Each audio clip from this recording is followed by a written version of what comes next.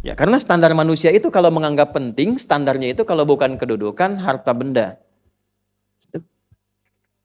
Ya, coba deh, orang kaya masuk masjid, itu sapnya sudah ada yang ngisi. Orangnya belum datang. Pejabat mau datang udah dinomorin. Ya kan? Yang bikin siapa? Manusia. Standarnya beda. Ya, makanya dibuat standar sama saat masuk masjid. Ya, coba Anda bayangkan, kalau masuk masjid sapnya berdasarkan gelar. Oh, sop 1 profesor, 2 dokter. Oh, yang nggak sekolah ke toilet mungkin. Enggak, itu kan manusia. Ini manusia kan bikin standar begitu. Makanya dibikin sama. Masuk silahkan sama. Semua berhenti. Jadi status dunia itu berhenti ketika masuk rumah Allah. Makanya disebutnya Baitullah. Masjid itu disebutnya Masajidallah. Kalimat masjid pertama dalam Al-Quran itu ada di Quran surah kedua Al-Baqarah di ayat 114. Wa man azlamu mimman mana'a masajidallah. Diteruskan memakmurkan Quran surah 9 ayat 18. Innama ya'muru masajidallah. Selalu dilekatkan pada Allah pemiliknya. Masjidnya Allah, masjidnya Allah, masjidnya Allah. Kenapa? Supaya tidak ada yang klaim. Walaupun dia merawat, boleh. Tetap rumah Allah itu mesti diatur. Gak boleh sembarangan orang. Saya mau tiduran di sini Pak. Nggak bisa Pak, ini ditutup. Ini kan punya Allah, bukan punya Bapak. Nggak bisa. Tetap ada aturannya. Makanya ada rumusan kemakmuran masjid, ada pengelola masjid dengan turunnya Quran 9 ayat 18. Tapi pengelola masjid ini pun tidak boleh melebihi kapasitasnya seakan-akan menjadi pemilik mutlaknya. Dibuatlah aturan oleh Allah. Dari aturan pengelola bagaimana, ya menata untuk ibadah bagaimana, mengelola harta di situ bagaimana, supaya tidak melebihi kapasitasnya. Tetap yang punya Allah. Anda diberikan rizki, dititipkan oleh Allah pada Anda untuk menyempurnakan pembangunan. Walaupun sumbangan Anda 50 M, hartanya bukan punya Anda. Cuma Anda dipilih kebagian, dapat pahalanya dari situ, dititipkan oleh Allah lewat Anda. Jadi kalaupun Anda nyumbang paling besar, bukan berarti semua harus punya Anda. Lantas Anda buat kebijakan yang melebihi kebijakan Allah. Itulah sebabnya dibuat ketentuannya Masajidallah, masjidnya Allah. Jelas gak? Gitu ya. Jadi aturannya sama. Silahkan masuk sama. Sapnya sama. Kalau ada kondisi tertentu memang diatur, silahkan atur. Tapi jangan melebihi aturan Allah Subhanahu wa ta'ala. Paham sampai sini? Itulah dilekatkan kalimat Masajidallah untuk memberikan sebuah penguatan. Oke, ini standar manusia. Jadi penting itu kalau punya harta, punya kedudukan, penting manusia. Di sisi Allah, standar orang elit dan penting. Itu ukurannya ternyata bukan dunia.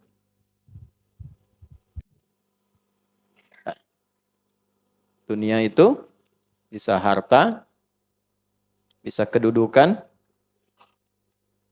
bisa ilmu. Ya, awas. Ilmu agama juga masih dijaga. Makanya tadi 4 penjagaannya. Ilmunya bagus, lihat agamanya. Lihat ma'rifatnya. Lihat akhlaknya.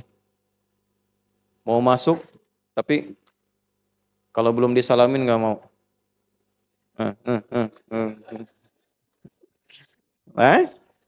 Ada penjagaannya, akhlaknya, dari mulai interaksinya, ngajarkannya bagaimana, itu standar.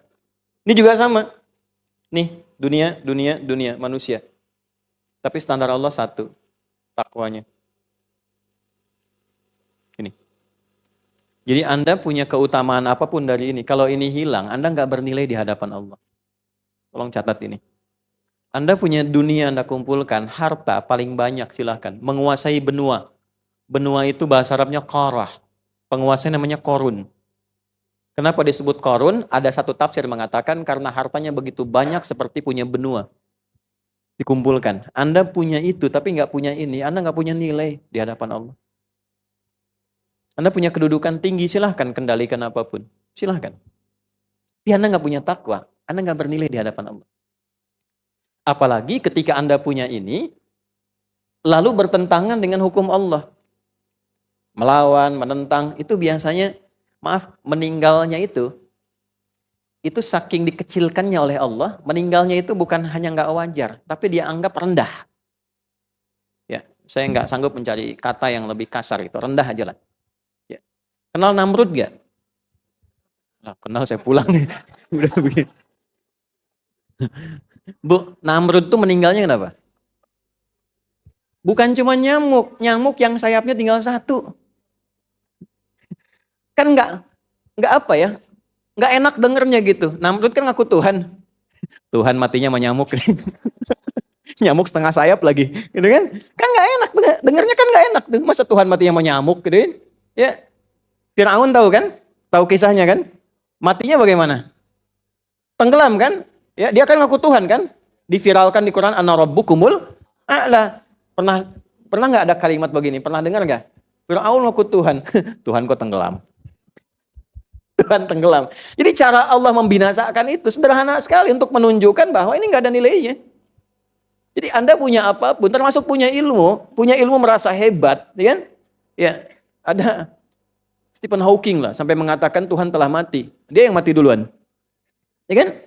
Coba lihat cara meninggalnya. Walaupun ilmunya mungkin dianggap besar, luas. Ini ibrah ya. Ini satu hikmah yang kita bisa ambil. Jadi Anda silahkan banggakan status, silahkan banggakan harta, pengetahuan yang luas. Tapi kalau nggak punya takwa, nggak ada nilainya. Itu satu di hadapan Allah itu. Nah ini yang dimaksud Quran surah Al-Hujurat yang ayat ke-13 itu. Ya ayyuhan nasu inna khalaqnakum min dzakarin wa untha wa ja'alnakum syu'uban wa qabaila lita'arafu inna akramakum indallahi atqakum. Ini poinnya. Hei semua manusia tanpa kecuali, yang dekat, yang menengah, yang jauh. Aku ciptakan manusia itu cuma 2 jenis. Ada berapa jenis? Ingat, Anda yang di sini ada manusia, cek cuma 2 nih. Enggak ada yang ketiga. Min dzakarin laki-laki wa untha perempuan. Enggak ada jenis ketiga. Oke? Kalau Nia aja, kalau Kurniadi aja.